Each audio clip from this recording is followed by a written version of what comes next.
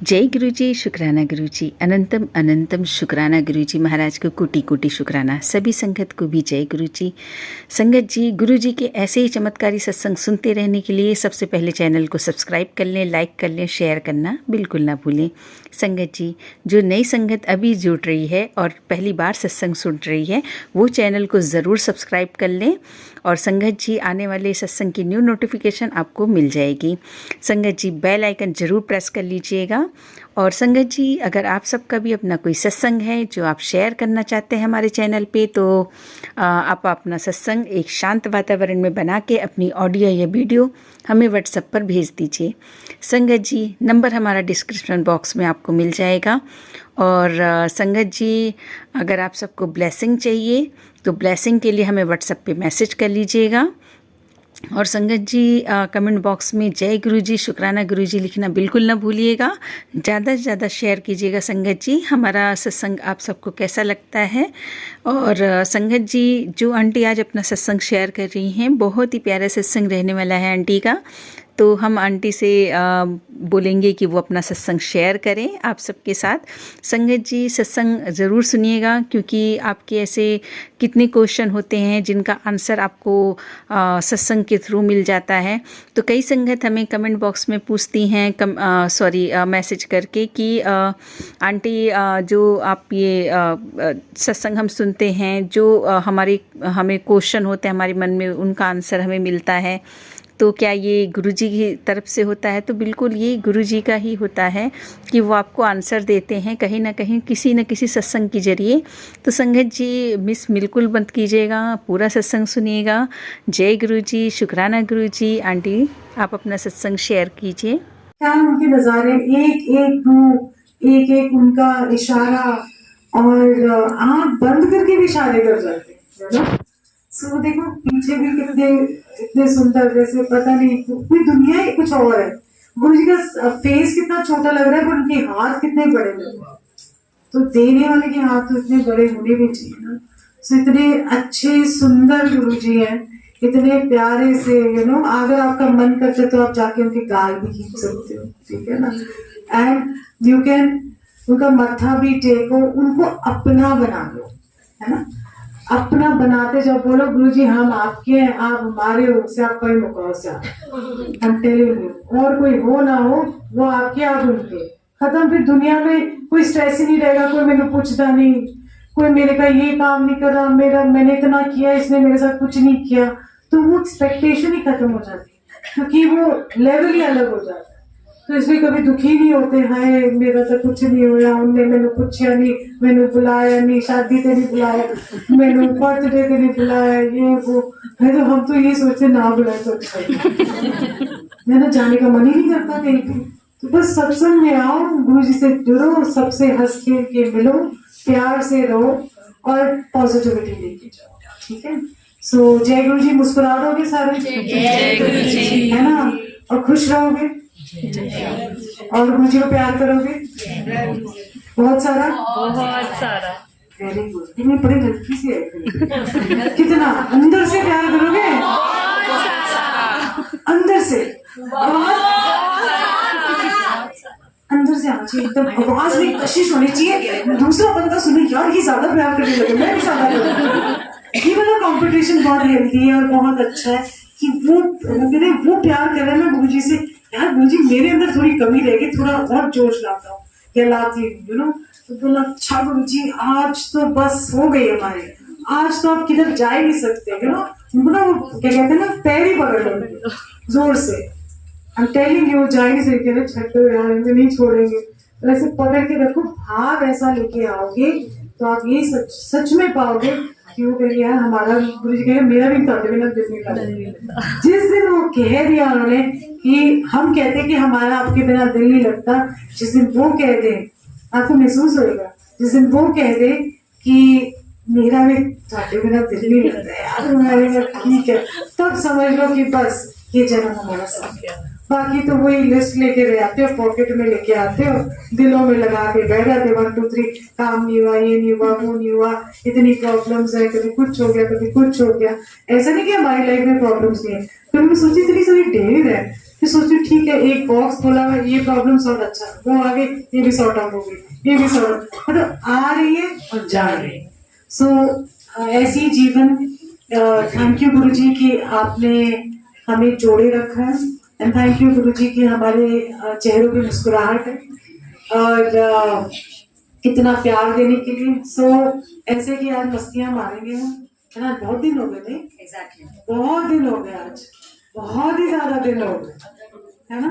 तो आज जय गुरु जी। मातम नहीं है मातम इन द सेंस ऐसे नहीं, हाँ जी जय गुरु जी, ठीक है जी, तो जय गुरु जी, जय गुरु जी। ऐसे होना चाहिए ना, थोड़ा जोर शोर हो। फिर दिवाली के इतनी मिठाइयाँ खा खा के थोड़ा सा एनर्जी लेवल भी हाई होना चाहिए ना। ओके, जय गुरु जी। जय गुरु जी। बहुत सारी मुस्कुराहट, बहुत सारा प्यार सारी संगत को, एंड ब्यूटीफुल लाइफ अहेड। गदगद ही हो जाते हैं हम, है ना। खुद तो बैठे हैं वहां सिंहासन पे, मैं कहती हूँ गुरु जी आप तो बैठे हो, मतलब क्या नजारे होंगे ना आपके भी। यहाँ हम बेचारे चक्की पीसिंग एंड पीसिंग, यू नो जिसको कहते हैं कर्मों की मार, सर्कमस्टेंशियल मार, ये वो, कभी किस लिए रो रहे हैं, है ना। आई थिंक उनको पता है कि कौन से शब्द कब चलाने, किसकी अंदर की व्यथा क्या है। तो मैं तो खुद ही भूल गई थी कौन से शब्द है, क्योंकि कराने वाले जब वो होते हैं तो आपको कुछ याद नहीं रहता। सो हर शब्द यू नो अनमोल हीरा है। अगर आप क्वाइट प्लीज, बिना बात के सेवा करो प्लीज। सो हर शब्द आप देखो एक अनमोल हीरा है। अगर एक एक शब्द को इंडिविजुअली देखोगे तो आपको कितनी सारी चीजें उसमें आपके जवाब भी मिलते हैं, उसमें आपको जिसको कहते हैं ना जीवन जीने का ढंग भी मिलता है। तो आप इसको हल्के में मत लेना चाहिए, नो कभी भी। अच्छा चल रहे हैं शब्द, लिव लगी है, जब आपकी लिव लग जाती है और शब्द की गूंज आपके अंदर आ जाती है, समझ लो परमात्मा से मिलन होना शुरू होता है।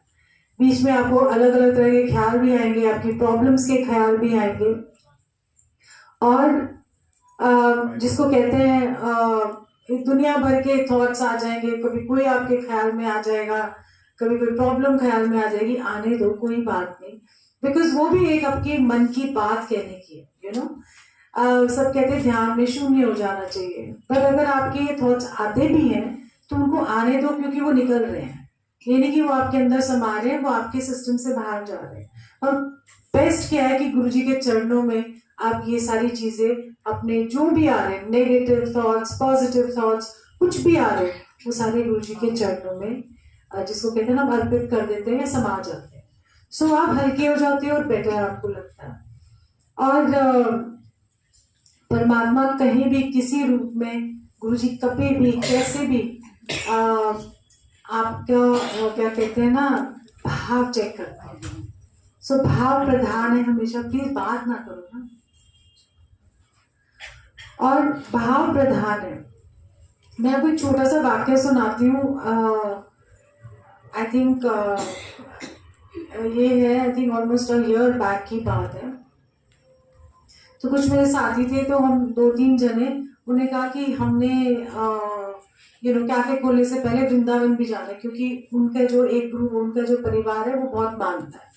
तो मैंने कहा अच्छा चलो चलते हैं, बिकॉज जहां पर भी जिसकी आस्था होती है, जहां पर जिसका वो होता है, उसका मान सम्मान करना चाहिए। आपको ये नहीं करना कि ओह सब मानते हैं गुरु जी को तो हम और तो कुछ नहीं करेंगे, ऐसा नहीं है। जिसका जहां जुड़ाव होता है उसको कभी भी जिसको कहते हैं क्रिटिसाइज नहीं करना चाहिए। तो जैसे वो हमारे लिए आते हैं कहीं भी, या सोचते हैं कि गुरु के चरणों में आना, इसी तरीके से आपको सबका आदर सत्कार करना चाहिए। तो ऐसे ही मैं आई थिंक हम वहां से मंदिर के दर्शन कर रहे थे, तो वापस जब मैं आ रही थी तो ऐसे ही मस्ती में, तो वहां पर ना हम बहुत सारे लोग थे, यू नो एक लाइन में इतने सारे जैसे चल रहे होते हैं। तो इतने में एक कोई ये मंजीरे लेके आए, जो बजाने वाले होते हैं, क्या कहते हैं इसको, वही कहते हैं ना, मंजीरे ही कहते हैं, हाँ। तो इतने सारे मंजीरे लेके आया और मुझे बोला कि बस आप ले लो। मैं और मेरे पीछे पीछे, मैं कहा मुझे नहीं चाहिए। मैं फिर आ गया, फिर पीछे पीछे, आप ले लो। मैंने कहा मुझे नहीं चाहिए मंजीरे। फिर भी मैं कितनी देर तक वो मेरे पीछे पीछे मुझे आशीर्वाद देते हुए, अभी मैंने मंजीरे नहीं खरीदे। मैंने कहा ला जो भी है, मैंने कहा जो मेरे हाथ में आएंगे पैसे वो तेरे, ठीक है। तो जो भी आया नोट, वो कोई कहता है कि भाव तोल करना चाहिए, मैंने कहा जो भी आया मेरे हाथ में वो तेरे। और उसने मुझे एटलीस्ट 7-8 मंजीरे दे दिए। ऐसे उसने पकड़ा दिया, ऐसे मैंने भी ऐसे ही पैसे दे दिए, कुछ नहीं। और वो मुझे आशीर्वाद देके चला गया। मैं कहूँ मेरे आसपास जितने मेरे साथ थे, एक के पीछे नहीं वो पड़ा, एक के पीछे नहीं। और उसके चेहरे की रंगत, इतना नूर। मैं कहूँ मुझे नहीं चाहिए, ओके ले लो, आपको लेने ही पड़े। मैं कहूँ मुझे नहीं चाहिए। फिर मैं आगे गई। पीछे मुड़ के जब आप देखते हो तो उनकी एक ब्लेसिंग होती है। उन्होंने बहुत बड़ी ब्लेसिंग मुझे दी उस दिन। और मैं हैरान होती हूँ कि आप उनको पता नहीं, उनको पता था अंदर क्या चल रहा है, उनको ये भी पता था कि अंदर से हम कैसे हैं।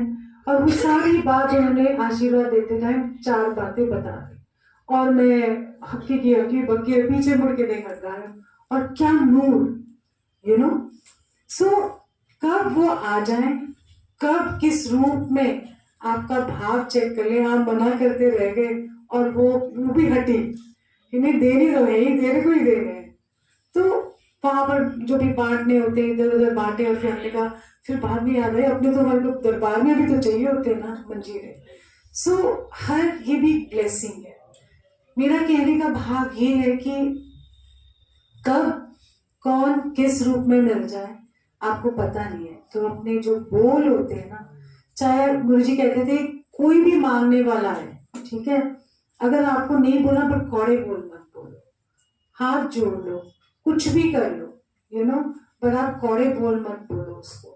क्योंकि आपको पता नहीं है कौन किस रूप में आया और किसका आपने हृदय दुखाया। क्योंकि जो हृदय दुखाता है किसी का, वो सबसे मतलब उसका कोई काट नहीं है, दिल नहीं दुखा सकते किसी का। सो ये छोटी छोटी बातें हमें गुरुजी ने कितनी बार ऐसी सिखाई है। ऐसे ही कई बार क्या होता था कि जैसे बड़े मंदिर में बड़े फंक्शंस होते थे, तो आरती के लिए उठाते थे लोगों को, क्योंकि सारे जने तो आरती कर नहीं सकते थे। और मैं भी एक दिन ऐसी, मैंने कहा पता नहीं हमारी बारी भी आएगी कि नहीं आएगी। तो ऐसे बैठ के मतलब खड़े हो गए, मेरे को तो वो घंटी बजाने को मिल गई, मैं तो उसमें बड़ी खुश। वो नहीं होते थे, छेने नहीं होते थे, पर मंजीरे, घंटियां, ये सब होते थे। तो हम वहां बजा, जब आरती हो रही थी तो मुझे भी एक घंटी मिल गई, मैं बड़ी खुशी से बजाए जा रही। और थोड़ी देर बाद फिर मुझे कहते तुम भी आरती करने आ जाओ। मैंने कहा अच्छा। फर्स्ट टाइम जब मैंने आरती करी गुरु जी की, एंड ऐसा लगा जैसे आप गुरु जी भी शर्माए जाएंगे, इतना क्यूट से लगे ना गुरु जी। एक तो उनको टिक्का लगाया हुआ और सब ऐसे कर रहे हैं, तो गुरु जी को ना शर्म आ जाती। गुरु जी बहुत शर्मीले थे, मतलब उनको ये सब अच्छा नहीं लगता था कि उनकी कोई आरती उतारे, उनको कोई ऐसे पूजे, यू नो, उनको बड़ी शर्म आती थी। इतने हम्बल थे गुरु जी।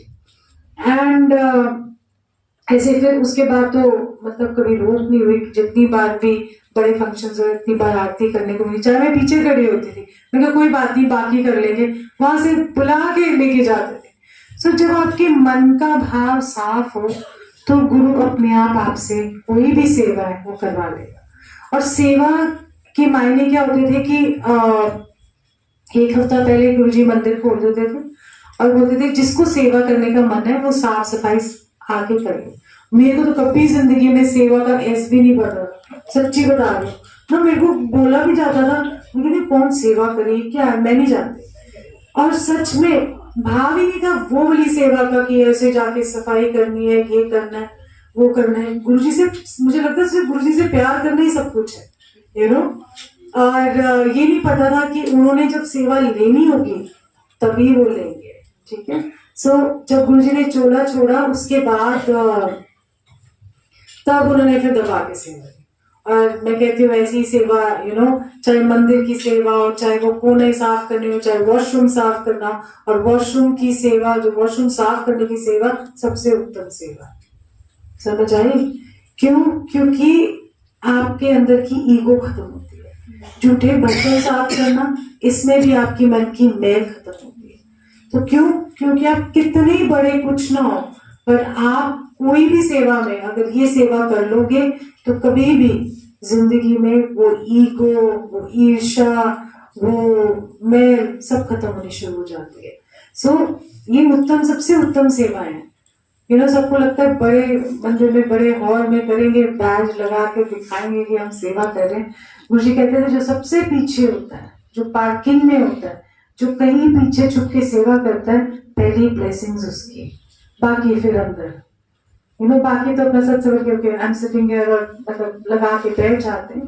बट जो सबसे उत्तम, जो जिसको कहते हैं कि जो बता के की गई सेवा हो उसका फल नहीं मिलता, और जो बोले कि मुझे ये इसलिए मैं सेवा कर रहा हूँ कि मुझे ये सब चीजें चाहिए 1 2 3 4 5 6 7 8, वो भी फल नहीं देती है। ऐसे वो आपको मिल तो जाएंगी बट अंदर क्या रहेगा, खाली हो जाओगे।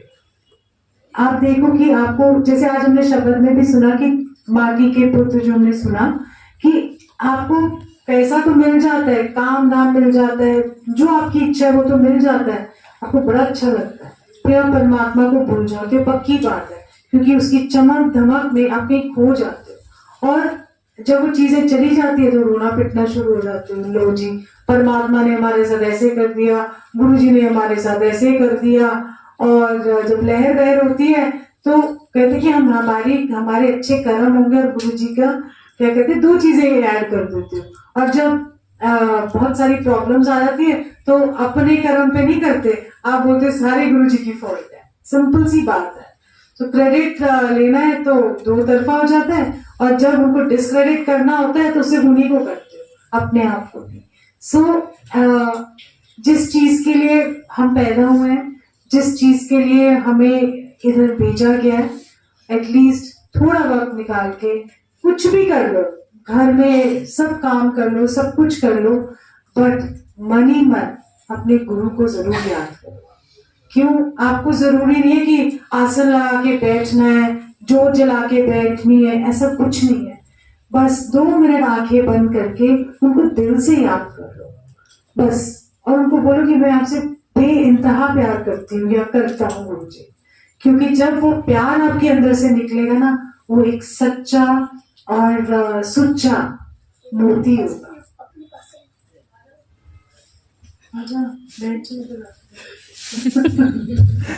सो इस बात को कभी मत भूलना कि जो आपका एक आंसू जो प्यार में निकलता है, वो उनके सीधा डायरेक्ट चरणों में जाता है, सीधा डायरेक्ट, कोई बिचौले वैसे नहीं हमारे यहाँ पर, सो डायरेक्ट ही जाता है। तो इसीलिए वो सच्चा सुच्चा लेके आ जाओ, एक पल के लिए क्यों ना हो, वो एक पल आपके पता नहीं कितने जन्मों के ऋण खत्म कर देते, क्योंकि वो प्योर होता है एकदम प्यार। आप कभी मत भूलना कि गुरु जी को भाव बहुत पसंद है, मतलब आपका सच्चा भाव चाहिए। वो आपसे क्या, आप क्या दोगे उनको? सोने की थाली में आप उनको क्या कहते हैं, भोग लगाओगे? आप उनके वस्त्र और सुंदर सुंदर वो करोगे? नहीं। वो देखते हैं कि जब वो मत्था टिकता है, जब वो याद करता है गुरु जी को, तो उसके अंदर कितने सोने जैसे खराब बन रहे हैं, वो देखेंगे, वो नहीं देखेंगे बाकी सब चीजें की कोई मायने नहीं है। तो इसीलिए भाव अपना अच्छा रखो, किसी के प्रति भी अच्छा रखो, गुरु के प्रति भी अच्छा रखो। जब भी हम यहाँ बैठते हैं तो देखो कितनी शांति है, कोई किसी से हमें कोई नहीं है, हमें 2 घंटे जो मिले पलक झपकते निकल जाते हैं। सो ये भी ग्रेस है, ये भी गुरु जी की कृपा है, क्योंकि जब आपको पता लगता है कि 2 घंटे बीत ही नहीं रहे, तो ये समझ लेना कि मतलब कुछ ठीक नहीं है। और जब आपको लगे कि 2 घंटे पलक झपकते बीत गए, तो इसका मतलब है गुरु जी की मेहर चल रही है। ये बात याद रखना कभी भी, नहीं तो कभी ऐसे देखोगे 2 बज गए कि नहीं बज गए, लंगर लगेगा कि नहीं लगेगा अभी। सो जब 2 घंटे ऐसे बीत जाए तो एक सत्संग सुनाती हूँ कि हम जितनी भी जीवन में कुछ भी हमारे जीवन में चल रहा हो, गुरु जी को हर पल की खबर है। ऐसे ही एक दिन आई थिंक मैं छोटा सा ही सुना देती हूँ सत्संग को कि जब एक बार मैं जब मेरे हस्बैंड को हार्ट अटैक हुआ था तो 2006 की बात है। तो उनको तो पता था कि क्या हो रहा है क्या नहीं हो रहा, वो वाला आई थिंक मैंने सत्संग पहले भी किया हुआ, बट मैं उसकी सबसिक्वेंट चीज सुना रही हूँ। तो ऐसे ही जब हमने एक डॉक्टर के पास गए तो डॉक्टर ने बोला कि अच्छा इनका तो हार्ट क्या कहते हैं उसको नहीं दूसरा क्या कहते हैं ऑपरेशन, हाँ बाईपास, देखो भूल ही गई मैं तो। अच्छा बाईपास होगा। तो मैंने कहा कि तो मेरे हस्बैंड की लड़ाई होगी, तो उनको भी गुस्सा आ गया कि ये क्या छोटी एज में 40-41 ईयर्स की एज में बाईपास एंड ऑल दैट। तो मैंने कहा कि उस दिन थर्सडे था, मैंने कहा मैं तो गुरुजी के पास जा रही। तो मैं चली गई गुरुजी के पास और मैं रोते रोते गई, बुड़ करते हुए एंड और देर हो गई थी मुझे पहुंचते। नॉर्मली क्या हुआ है कि मैं 6:30 बजे पहुंच जाती थी और गुरुजी भी वेट कर रहे होते थे कि कब आ रही, क्योंकि मैं फूल लेके जाती थी उनके लिए।